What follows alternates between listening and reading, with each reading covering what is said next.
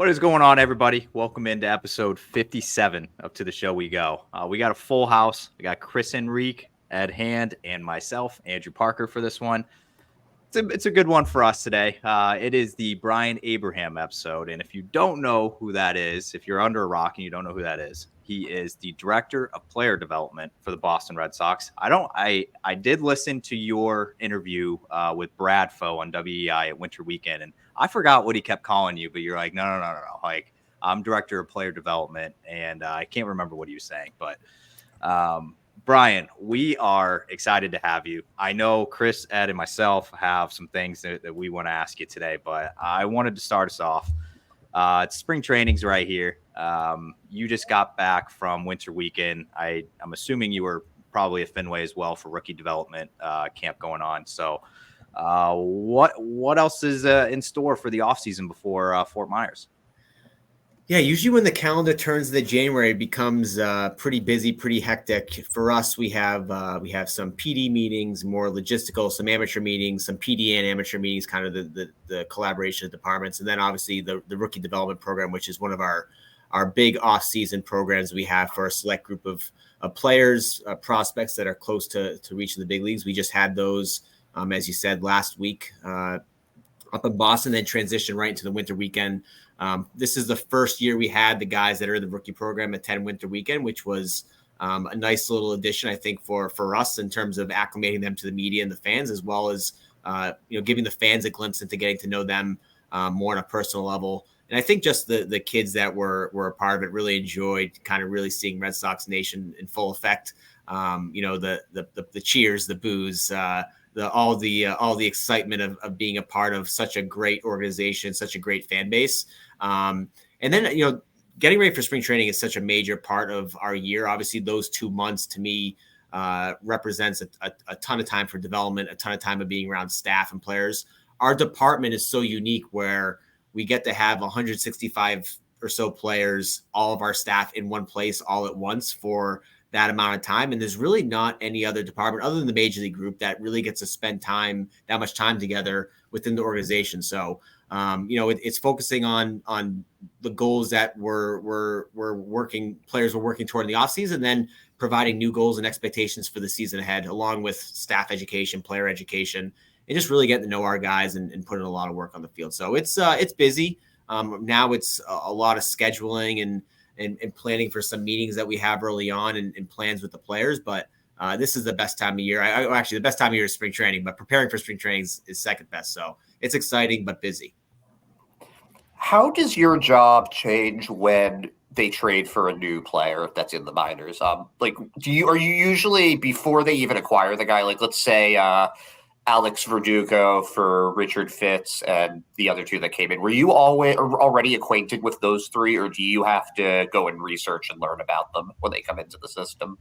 I mean, I think no matter what, if we acquire players, there's probably going to be some more digging that happens after we do acquire them. But there are conversations that are having at a higher level, and then in different levels within the organization where you have an idea of what's going on, different possibilities, trade conversations that are happening with other organizations that.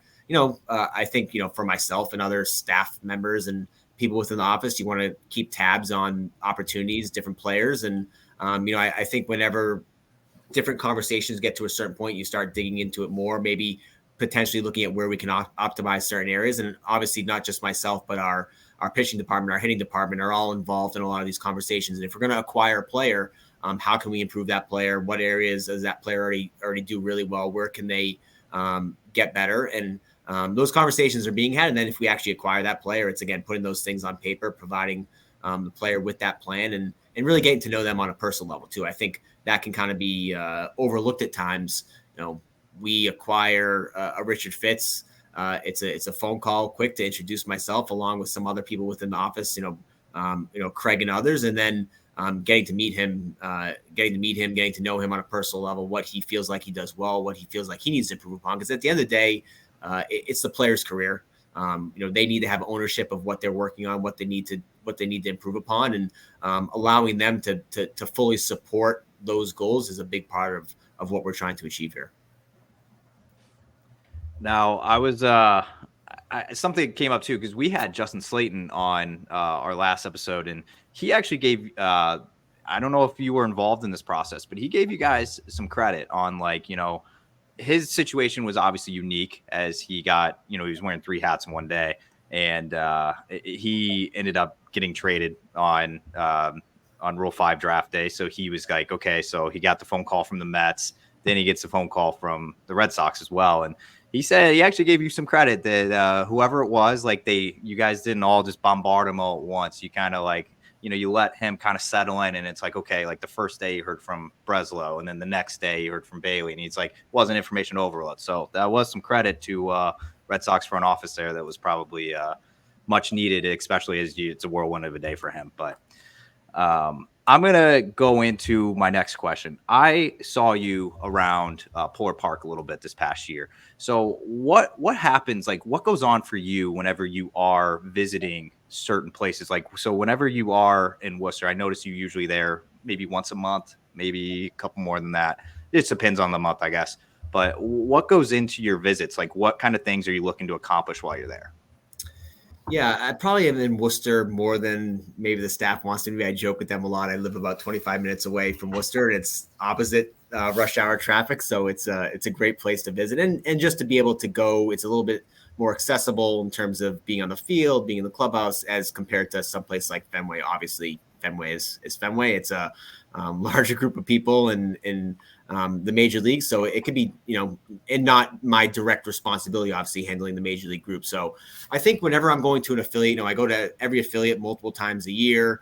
Sometimes specifically for Worcester example, it might be a direct reason to have a conversation with a player about what they're doing on the field or their performance or something we need to talk about, or it could be related to a staff member about, players X, Y, and Z are reaching reaching their goals. We need to focus on something else, or maybe they're not reaching certain goals that we have in place for them. So I think there are different times that I'm going to go there. There's going to be a very specific need, a very specific conversation I need to have. Sometimes it's just I prefer to have it face to face versus on the phone, and because I'm close, I prefer to do that. But it's also to watch. I mean, to get to know people, to be around. A lot of these conversations and things that happen with players and staff happen organically just because I am around and I try to be accessible. I think if you listen to any of the higher end executives in this game, like being accessible and having their door open and being around for players to maybe just come up and have a conversation that leads into maybe something else is something they all truly value and want to be able to provide for the group. So that's something, especially in Worcester with players that are close to the big leagues, have already been in the big leagues, always wanting to be in the bigs. They're a call away of getting there. Being around and just being available to someone I can provide insight to about why was I sent down? Why am I not up? What do I need to do to get to Boston and stay in Boston? Those types of things. So I'm trying to just be around is a big piece of that. And, I do think like the relationship building is a big piece. Getting to know these guys, watching them play. So you can say, hey, I just watched you pitch 6 innings and I really enjoyed the way you used your cut fastball because that was a big part of your player plan and a focus of yours going into the outing. And while you might not have had the success you wanted, you really reached the goal of wanting to work on that because that is something that's going to allow you to be in the big leagues for a longer period of time. So small things like that, I think are valuable. And just, I think support, knowing that, ultimately in a lot of ways, I am the final decision maker on the minor league side, just letting staff and players know that I'm there watching and not just sitting from afar making decisions, I think is an important piece of that as well. So we had Blaze Jordan on a couple weeks ago, and he mentioned that and I'm sure you know this, he's really gotten his conditioning down this offseason, but he was talking about playing some third base going into the season also. And then the Baseball America rankings come out earlier this week, and he's listed as, I think, 7th for first base prospects. But he seemed to really be talking about coming into the season being able to play some third. So I guess my question is, where do you see Blaze's role when the season starts? And also, how often do the publications and what's actually going on in the minor league system disconnect? I'll answer the second question first. I guess, we have our internal valuations and how we view players. I would think, to me, I would just say, versatility is valuable. If a guy can play multiple positions really well, that's a good thing. I think it's very rare to find players that are only playing one position throughout their entire career, unless they're at the top end of their game. Marcelo before he got hurt last year, I think is a good example. Like he played third base. So, I would say a guy who's a high end player for us, like he, the ability to play another position or other positions is really valuable. Publications, like I always would say, like I'd much rather our players be towards the top. I'd much rather our farm system be towards the top than toward the bottom. But again, I don't think that we're necessarily looking at those and saying, wow, so-and-so has our players ranked 7th. I wish they had it better. Certainly would prefer them to be towards the top. But again, we can only control what we control. We have our internal valuations, our internal ways to evaluate our players objectively. And we utilize those and rely on those to really give us the best ability to provide information and transparency to our players. For Blaze, I saw Blaze recently. He looks great. He lost a good amount of weight. His body is as good as I've ever seen him. Again, the versatility piece, be able to play first base and third base, coming up as a third baseman, the versatility at both corners is really valuable. It's great that they had him as a high-ranking first baseman. I don't think that would limit him from getting time at third base as well. Anytime you can get a guy like that who can hit the ball hard in the lineup more consistently, the better. Whether he's in Portland or somewhere at the upper levels, I think, as most people know, we have a lot of prospects or a lot of really good position players there. So anytime you can play multiple positions, it allows you to get in the lineup. And I would say that's a really good thing for him. And his mindset, to me, at the very least, is right. You don't want to just pigeonhole yourself into only being a first baseman. There's less opportunity to have a chance to move around and get in the lineup. So he will play some third base. He'll play some first base. He'll DH. And, like others, like the more ability he shows in the field, the more opportunities he's going to get. You had mentioned a few minutes ago, too, about, when you're at the ballpark and evaluating and, kind of looking at these players.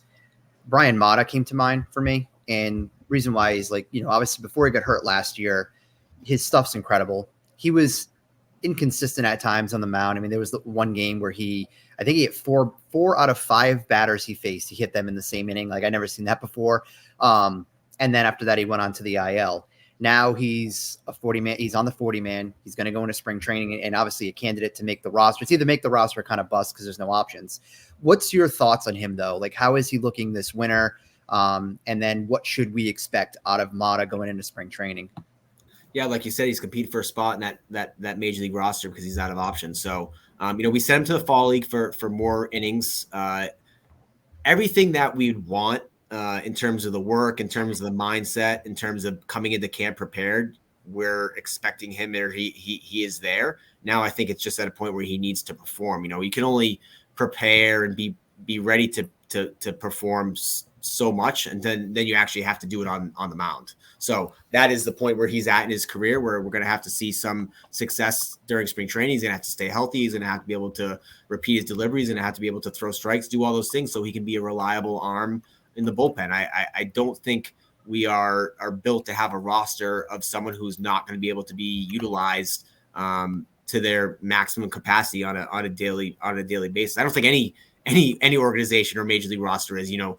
There's 26 men on the roster and they all need to be utilized. It's really, really hard to hide anyone. You look at Rule 5 picks, very rarely are they kept for full season if they are not performing or succeeding, because you need 26 men to have success in the big league. So again, I think he's done everything we want physically, mentally. It's been a hard road, no doubt.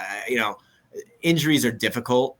He's had ups and downs. He's had progress and he's had regression in terms of the physical side. But I think we're finally at a point now where hopefully the stuff that he has, like you said, he's got electric stuff when he's healthy, when he's on.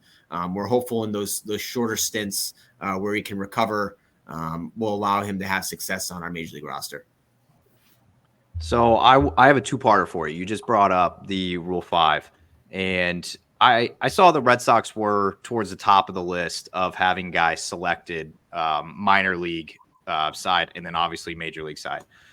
So I got two-parter here. So first part is, how difficult was it to see two guys in Ryan Fernandez and Shane Drohan being selected and temporarily gone? Obviously, we don't know if they're gone yet, but temporarily gone. And then two, from the minor league side of things, did you know that was a possibility you would lose as many guys as you did? And I guess did you have a plan in place on if you did lose an X amount of number of guys?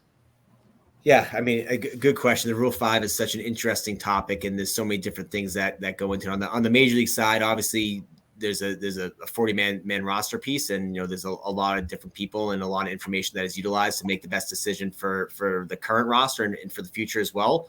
Obviously, we cannot protect everyone, but I think trying to make the best informed decision with the information we have is ultimately what we try to do.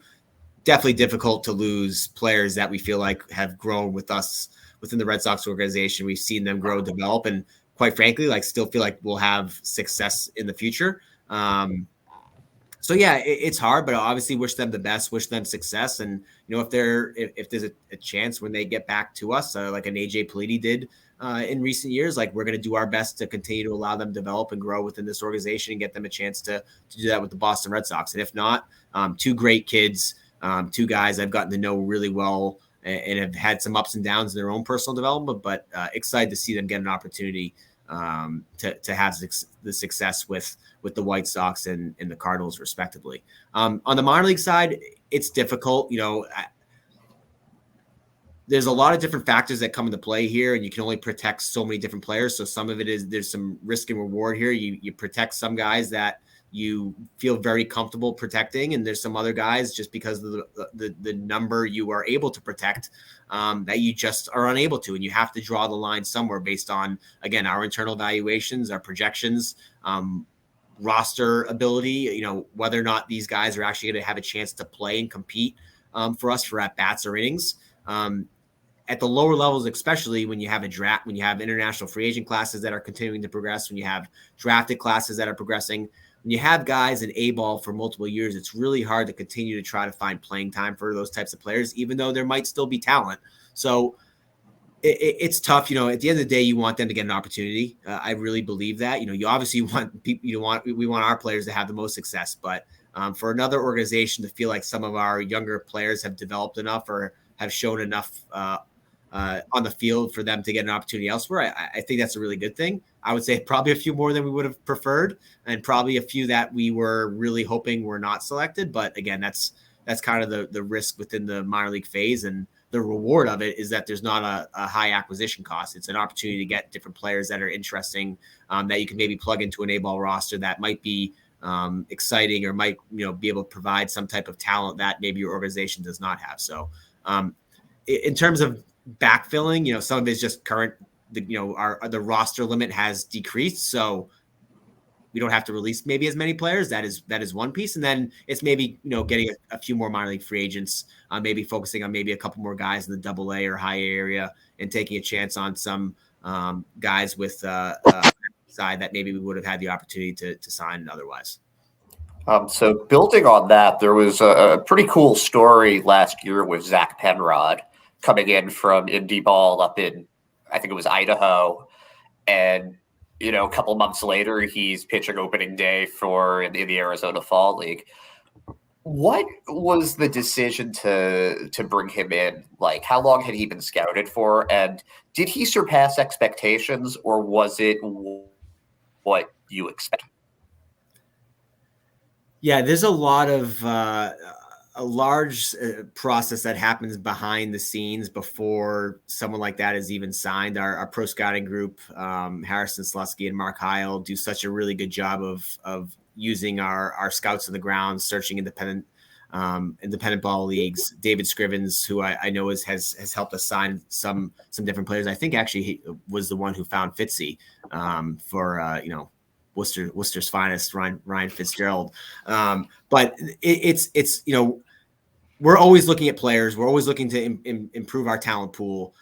Different times throughout the year, there might be a note that myself or Chris Stacio sends to the pro group and say, hey, we're light on depth in this particular area because of injuries, because of promotions, that type of thing. And just the way things had settled out in Greenville at the time, we had reached out to the guys probably a couple months earlier, quite frankly, just said, hey, we're probably going to have a few promotions.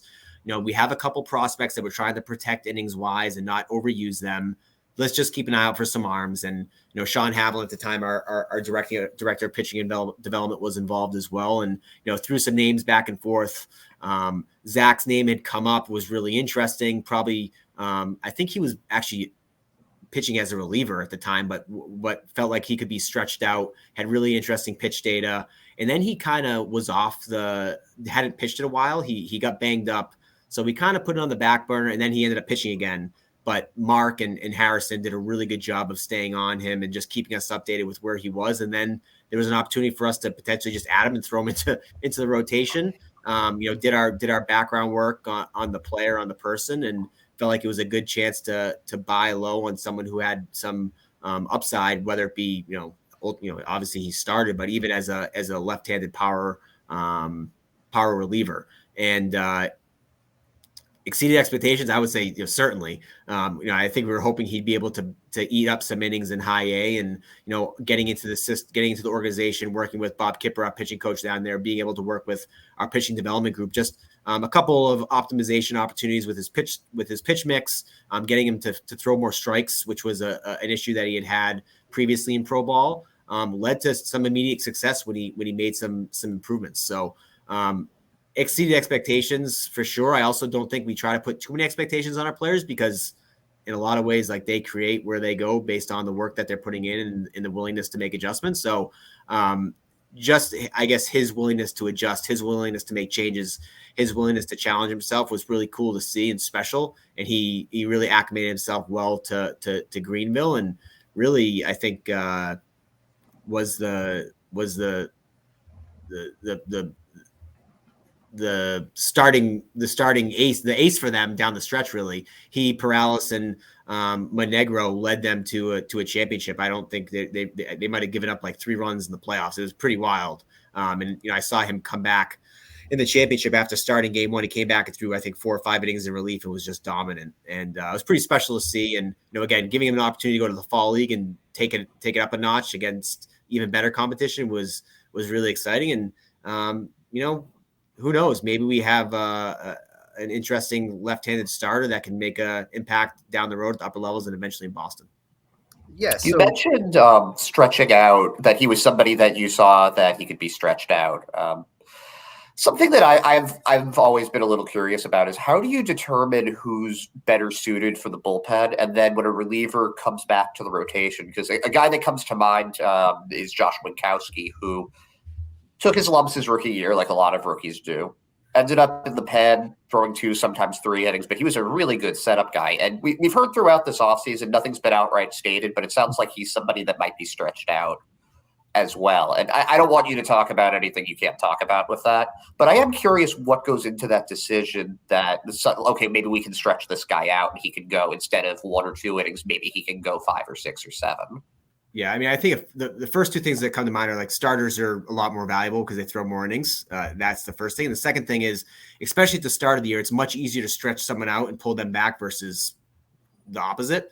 It's a lot harder to start someone in a shorter stints and then try to stretch them out later in the season because you feel like they could start. So I think it's always easier, even if you feel like someone ends up being a multiple inning reliever, to have them try to get to 3, 4, potentially 5 innings early on, and then kind of decide where the roster is and make adjustments accordingly.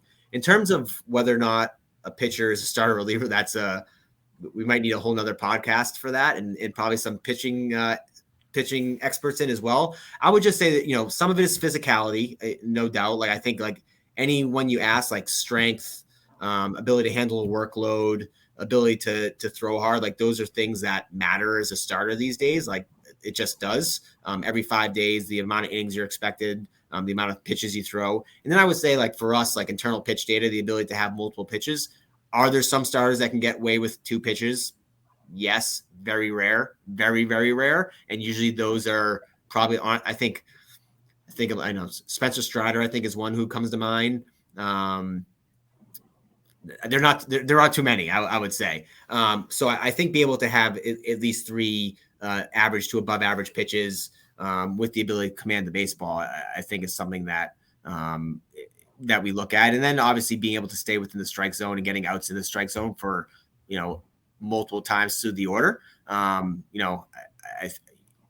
again, another argument, go the third time through the order is a big thing, but be able to do it 2 times through the order, not all relievers are able to do that. So having an arm that can do that and understanding that with pitch data and the way we can look at information more objectively, I think it allows us to make better, more informed decisions. But I'd say on the minor league side, like we want to stretch guys out. We want to give them the opportunity to start as long as we can, because I think one of the big things is that people probably don't realize is like, if you're relieving in the minor leagues, you're just not getting the innings. You're not getting the work in that you really probably need to have in game situations to work on pitches, to get batters out, to work within game situations that you do as a starter. So I think like you're just going to get more opportunities as a starter, more innings, more opportunities to throw. So the longer you can do that, the better. And then I think that too, in terms of development, there's different ways to kind of manipulate that. I think if you looked at some of our rosters and some of our game outings for some of our relievers, you have guys go multiple innings, but they're really working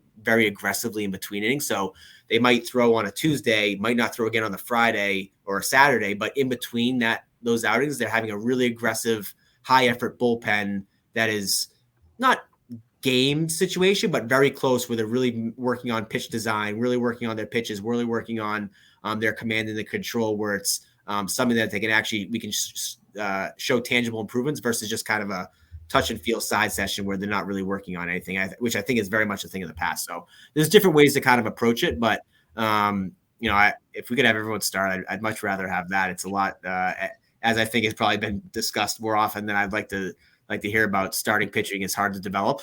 But I also think like some starters don't become starters because they're better utilized as relievers, depending on what their major league roster looks like. I think we have a lot of guys that end up becoming length relievers because of the needs of the big league, Wink and Cutter even at times, and Chris Murphy. Like those guys are starters, but because they were best suited for a bullpen role at the time, they went up in those roles. And then, Cutter has transitioned back into the starting role.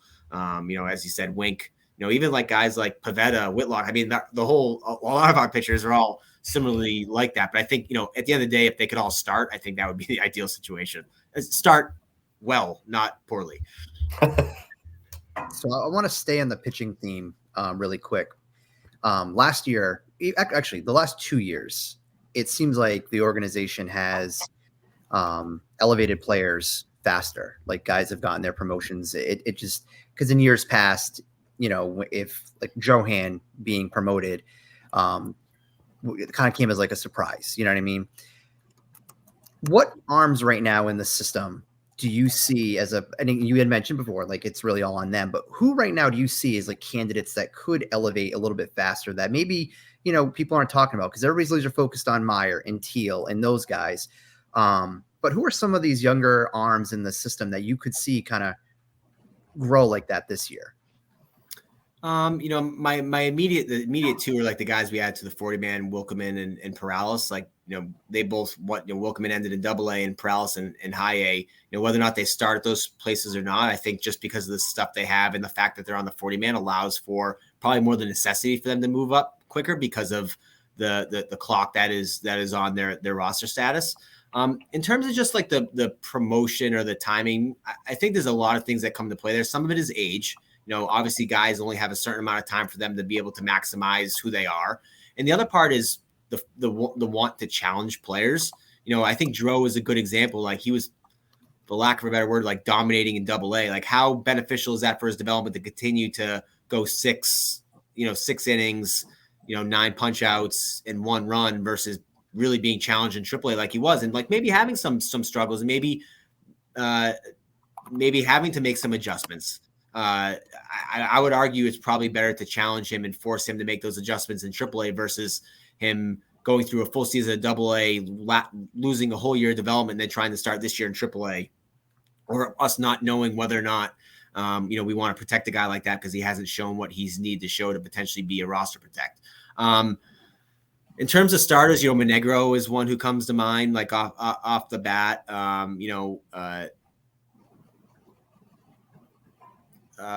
Hoppy, Troy, I know those guys are relievers, but just some like interesting young arms that throw hard. That could be issue. Luis Guerrero, another one. I know we finished in AAA, but like those guys have moved fairly quick, all things considered, when they've been healthy. So I think those are the guys that kind of come to my head initially. But I think there's a handful of guys who kind of fit the criteria you're talking about. Once they have that success, once they show that they can kind of throw strikes and get outs in the strike zone, and we have to challenge them, there'll be opportunity for promotions. I want to ask about a position that's near and dear to your heart. Got a little soft spot for it, the catcher position from your college days and as a bullpen catcher.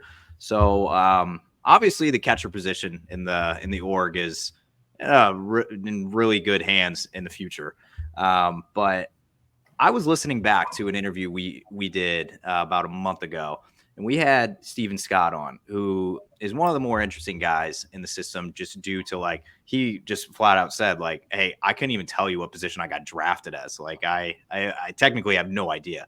And then he had a phone call with you, and it wasn't really much convincing that he needed from you to be like, how would you feel about catching full time? And he just said, absolutely. Like, I'll do what I need to do. But so the catching position, you have two guys that finished the year in AA that look pretty close to AAA ball. You have a guy like Steven Scott, who's going to be sharing some time with two veterans that were brought in with some MLB experience for some depth for the big league club. How do you find at bats over the course of the season for all of these guys? I think even Marrero too in AA, along with Hickey and Teal. So how do you find bats for everybody as the season goes on, or even early on in the season? Good question. I hope you have the answer, because I don't. No. I'm just kidding. There's a bunch of different things that come into play. Some of these guys have different things in their contract, but they might not be with us, admittedly. Like, they could make the major league team. There could be injuries. That part is like, obviously we're not banking on those things, but that could happen, certainly. The other part is giving guys opportunities at other positions, like a Steven Scott. He played some first base last year. He can play the outfield. Hickey, we've talked about playing some first base as well, giving him the opportunity to just expose himself to get his bat in the lineup, which is really the driver, to just see a chance to play in some different spots. So one of the good things about the minor leagues is that guys don't really play every day like they do in the big leagues, but you can kind of, shift some things around with the DH spot to get guys the at-bats they need. And then there's some, clear expectations or, that were provided to minor league free agents and different people saying, hey, like, you're coming in here, you're going to get this many at-bats because we have so-and-so player here. And when this player comes here, there's a chance we might have a different conversation about where you're going to be and how you're going to, where you're going to see some time. So, we do have a lot of interesting guys, but I also think we have a couple of guys that can play a couple positions. And, one way or another, we'll make sure that the priority guys and the guys that we feel like can impact the major league club in the future will get the at-bats that they need. So a couple of years ago, I was able to talk with Alan Zinter, who was a first-round pick between Mo Vaughn and Chuck Knobloch back in the 80s. And I remember something that stood out that he said was that they had media literacy classes, like how to talk to reporters. But this was back in the late 80s, and I'm sure that they still do that. I heard the York and Anthony and Mayer and Teal speaking, and if I were 21, I wouldn't be able to talk nearly as well as they do. But I'm curious if there's anything about social media literacy and just what they should say to the public and what not to say when they come into the organization, because I feel like that's something that's a little more uncharted, and we've seen the ramifications of somebody maybe saying something that they shouldn't have. So I just wanted to know how that's approached when they enter the organization. Yeah, Major League Baseball has different sessions and education that all minor leaguers are required to do, but we also, the Red Sox we've done all the way from the top over the last few years, and specifically with our new players have been pretty adamant about making sure we get in front of this pretty quickly. We have our right when players get drafted, or even when they come over for the first time internationally, we have a first year player program, and we have someone from, we have media relations speak to them, like the Red Sox media relations speak to them about making sure that they know who they are, Justin Long and Abby Murphy, making sure like, hey, we work for the Red Sox. We're here to support you, and anything you need, we're here to help. And here's some tips and different things that can help if you have questions, if you're unsure, if there's something on social media that you feel like should not be on there, whatever it may be. Because, we obviously are flagging a lot of things before we draft players, but there's some things that slip through the cracks that maybe someone did by accident, or they were unsure of, or they social media is an interesting place where you can retweet something, not know you really did it, and it's caused a firestorm. So that is a piece. And then we also have external education as well. We do that. We did that during the rookie program. We do that during our first year program. We do that for all of our young players in Fort Myers. We do it during spring training. It's pretty heavy because it is, it gets a bit of a bad rap, I think, at times, but I do think it's important for players to be able to show who they are on a personal level. I'm sure you mentioned Blaze Jordan earlier. I watched Blaze Jordan's social media, and it's very interesting to see the personal side and the work he's putting in and some of the things he discussed. Like, I very much appreciate that. I told him that. Like, that means a lot to me. It means a lot to him. It means a lot to a lot of people to be able to express that on a platform and to be able to do that with the platform he has. So being able to do those types of things in a way that you can express yourself is really important, as long as you're doing it respectfully, understanding you represent yourself, you're representing your family, you're representing the organization. So again, yeah, we do a lot of that training, and it's a chance for a lot of guys to open themselves up, and maybe someone feels a little bit more comfortable saying something on Instagram than they do at a press conference or live to some fans. Like, everyone's different. I definitely think, I feel like I'm saying kids these days. I don't think I'm old, but I do have a 10-year-old. Like, he is much more aware of, like, what, if I gave him my phone, he'd know exactly what to do, how to go on, Instagram and whatever else he's going on than I would have at that age, for sure. So I appreciate it. I want guys to be able to use it. I want people to be able to tell their story, and I want people to be able to show their families what they're doing, what they're working on, what they're working through, but also understand, like, there is a part that is, somewhat needed to be behind closed doors, in the sense, like, there are some things that we want to focus on just being within the Red Sox, but also, like, love when players are able to show who they are and what they're trying to be as Boston Red Sox players. All right, guys, we're getting to that part of the show. He's given us like 37 minutes of his time, but I want to empty the bench. Both of you guys, Ed, Chris, any final questions? Now's the time, because I'm going to end it on 3 random rapid fire questions. All right, I got 2 questions for you that aren't immediate Red Sox questions, just things that I'm curious about. So you went to Holy Cross. Did you ever watch the Worcester Tornadoes play when you were down there? In between my sophomore and junior year, they built the new park. So we ended up playing somewhere else in Worcester. So I did. Rich Gedman was the manager at the time, and I've known Geddy for a long time, and now he's an employee of mine, which is kind of funny. But yes, I did watch Worcester Tornadoes baseball. Yeah, I was a big fan of them back in the day, so just curious. My other question is, you made the jump with John Farrell over to the Red Sox in right before 2013. What was that something that Farrell insisted on? Was it just a coincidence? Like, what was going on there? We had a really good relationship.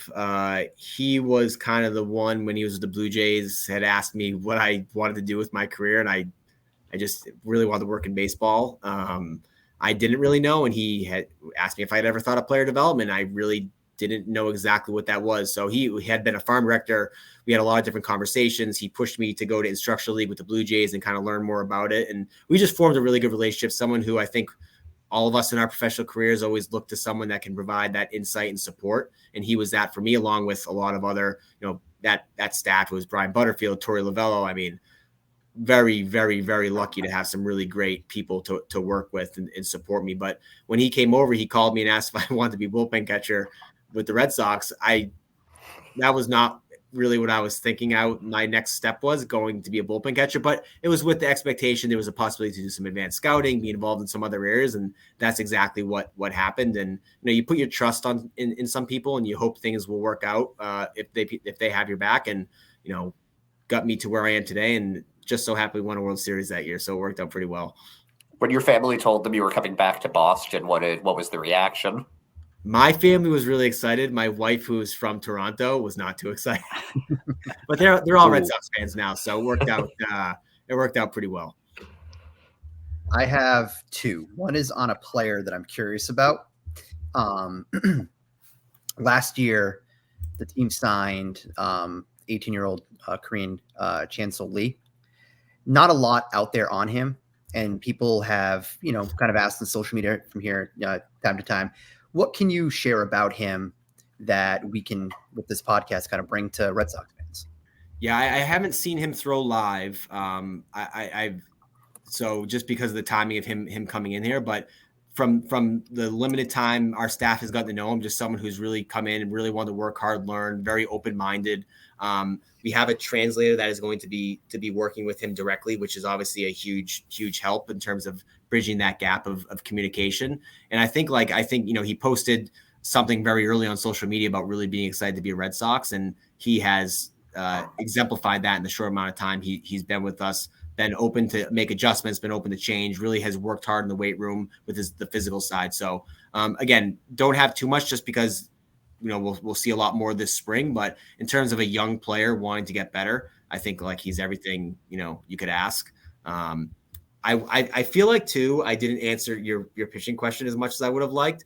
I just, as I thought through, like thinking of other guys, the Dalton Rogers of the world, Connolly Early's, who we drafted last year, Hayden Mullins, who came off Tommy John, who got to see Salem last year. Just a couple of interesting young guys. We mentioned Penrod earlier, a guy like Angel Bastardo, who wasn't selected in the Rule 5 draft.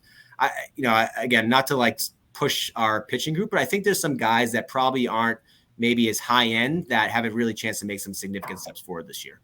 Well, I think that's the case with with the org, because a lot of people and fans, the hyper focus is on starting pitching. And, we've seen that play out on social media and how that's been going and whatnot. But I don't think that people are giving enough credit to a lot of the group that's there. When we talked to Heim last year too, he had mentioned just the excitement that he had for a lot of the players in the lower levels that were just kind of scratching the surface with the team. And now, those names are starting to pop. You talked about a few of the guys a little while ago, watching Dalton Rogers highlights on social media. And, I think there's more to be excited about from a pitching standpoint that I don't think the team is getting enough credit for. Yeah, and I think too, having Justin Willard come on board and Andrew Bailey as well, I think we had made some significant strides in our pitching development, just the staffing over the last few years. But whenever you bring in someone new from the outside, even if they have some similar thoughts, they're going to have different perspectives, different ideas, different thoughts, a different way of looking at the pitchers that we have allow for better improvement. So he's going to challenge our pitchers. He's going to challenge our staff. He has already done so, and we've already made some changes to how we do some things. So coming from an organization that has had a lot of success in that area, is really exciting to have him, be fully integrated into this organization. We're excited to bring him on board to be a big piece of this group. And when you're not doing baseball, obviously you're doing baseball 365. But when you get a chance to just step away, what does that look like for you? Like, what are some things you like to do? Like I was joking with Andrew before we started recording, because like I'm excited for the Royal Rumble tomorrow. I get into wrestling from January to WrestleMania. That's like my thing. But what is something that you like to do when you're away from baseball, your family, something like that? Yeah, I will say the farm director role is a pretty all-in role, which I love. Like that is part of the reason I love the job. I have a 10-year-old son, Logan, and a 7-year-old daughter, Lizzie. My son, Logan, plays hockey and baseball. Hockey is a full-time job. And I've really grown to love the sport. So that is something, in the off season, especially just, this time of year, I love being a part of. I love being around him. And my daughter, Lizzie, does gymnastics and dance. So just being with my family, I love my wife now. I probably don't spend as much time with them as I would like to, just because of the nature of the job. But, the small times they came to winter weekend, Logan got to come to the Bruins game with our rookie players. And he got to sit for, Tristan Cassis for like 30 minutes. And it's just that type of stuff I think is really, really cool. And again, family is a big one. I'm a sports fan. I like watching, I like watching the Patriots. I try to watch the Patriots. All sports. So, Bruins, Celtics, all that fun stuff. But I would say family to me is like the thing that, if I really have the time, I really try to put an effort into being around and being present, because just the nature of the job forces you not to be present. So, whether it be putting my phone away or even if it's just watching a game with my son or my family, I really enjoy doing those types of things. All right. I guess got a few last random questions here, and then we'll let you go. I know you probably have 10 more meetings today. So, it is Friday, actually. I don't know. First one, you did kind of just dive into this a little bit, but I want to see what your response is. So you're still a young guy. You're on the right side of 40. And you obviously have 2 kids. What is the best part about being a dad? And then second part of that is, what is the most interesting like part just dealing with kids? Whew, that's a good one. I think the best part of being a dad is just the unconditional love that they give you. Player development is an interesting job because in a lot of ways it is kind of being like a dad to a lot of baseball players. You're teaching them different things. I compare it a lot to being a teacher. When people ask like, what is player development? And they have no idea. It's a lot of just being a teacher, but you're with them along the way. It's not just third grade when you have a third grade teacher and then they go up to fourth grade, you never see them again. You are with them the entire way. You get to teach them things on the field, off the field. You get to challenge them. You get to see them fail, get to see them have success. And I think as a parent, watching your kids try to do things, struggle, and then ultimately having the success that you want them to have, I think is really, really fulfilling. So that's the best part. Just, I think the unconditional love and watching them succeed in whatever they're wanting to do, whether it be, scoring a goal or doing going to a gymnast competition and doing well, like those things are pretty special. What was the second part of that? I just am curious because I heard Chad Tracy saying like, oh well, like I got a call like from the wife and kids, and this was going on, and it was like a funny story. So like what is the most like, I don't know, just like unique and I'm not gonna say like the worst part, but just being like, oh man, like we gotta deal with this. Maybe unexpected. Yeah, I mean, I would say I try to be as locked in at home as I am with my job with certain things, but my wife would probably say I know every player's name, every staff member's name, what they need to do and where they need to go at all times. But if she asked me where we were supposed to be tomorrow at 2:00 and there was something specific, I would have no idea. Or the people that we met and, the husband's very interested in talking about baseball. That doesn't really do it for me, to be honest. So I would say like not being as locked, or like there's just unexpected scheduling. And I'm sure Trace definitely would say this, like our wives are really the heroes and like the keys to a lot of what we do, because there's probably so much of what they're taking care of that one, I couldn't do. And then 2, like I'm not even aware of what she's doing, the time that she gives up, and she has a full-time job too. The time that she gives up to be able to support our kids and get them to where they need to go. So that is one. And like, I think Trace is unique because like when they're gone, they're gone. They don't have as much flexibility. I think that's one of the things moving into the office I really valued and appreciate. I can, if say I'm at a Worcester game, I could leave a Worcester game if I absolutely had to. Trace isn't going to be leaving in the 5th inning to go home to check on his kids, barring an extreme emergency. If my son called me and was like, hey, I really need you to come home, I probably could go home. Not ideal, but like I can do that. So, it is a unique lifestyle for sure. I don't think sometimes I probably appreciate it enough, be able to walk outside and see in Fenway Park, or my son appreciates it enough to be able to hang around with, Nick York, Marcelo, Roman Anthony, and Kyle Teal, like got, kids that everyone wants to meet. And he's just hanging out with these guys. Like hopefully someday he will. And I try to I'll make sure he appreciates that type of stuff, and not everyone gets to experience that. But it's a unique lifestyle for sure. One that is just very normal for myself and my family. I would say actually a good one is leaving for spring training for 2 months every year. Like my family's coming down for a week and a half. For the rest of that, I'm just gone.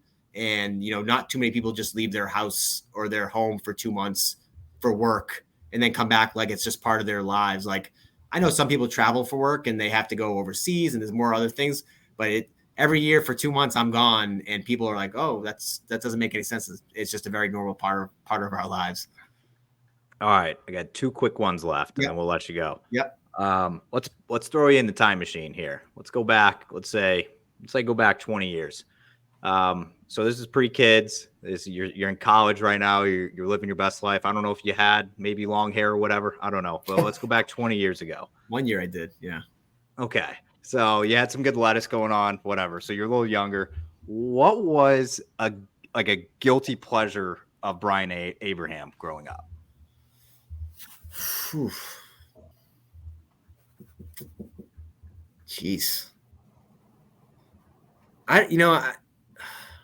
I guess I don't know. I mean, I think I was like most young. I was a student athlete. I very much, just the schools I went to and the kids I hung out with, like we were very competitive. School and sports were really valuable. I guess hanging with the boys and just watching football on a Sunday, like a lot of people in this area. Like I thought that was. I remember like being in high school and watching. I think it was high school. Us watching the Snow Bowl game when against the Raiders, the Tuck Rule game, I guess. And, my buddies were over our house and they were losing. We went outside and played snow football in our backyard, and we watched Vinatieri kick the field goal from my backyard through a window, and we were just going bonkers. Like, I know that's not like a guilty pleasure, but I think just like hanging with the boys, maybe having a couple beverages and stuff, that type of stuff, normal New England fun stuff, watching sports, like very simple. Like I think that's what it was. It's like simpler times and be able to relax and enjoy life versus all of our lives being a little bit more complicated and hectic these days. He's one of us, guys. He's one of us. But last question. I asked this to everybody. You're no different. Now you grew up here, so we'll see. But I know you travel a lot, so I have faith in you for this one. Okay, so you're hungry and you want some fast food fried chicken. It's got to be a drive-through, be strips. It can be a chicken sandwich, anything. Every single option is available in the entire country that you've ever been to. Where are you going?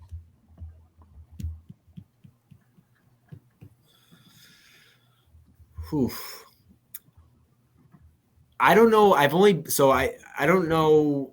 This is a tough one. This is tough. I'm not really a huge fast food guy, to be honest. I try not to be, I should say.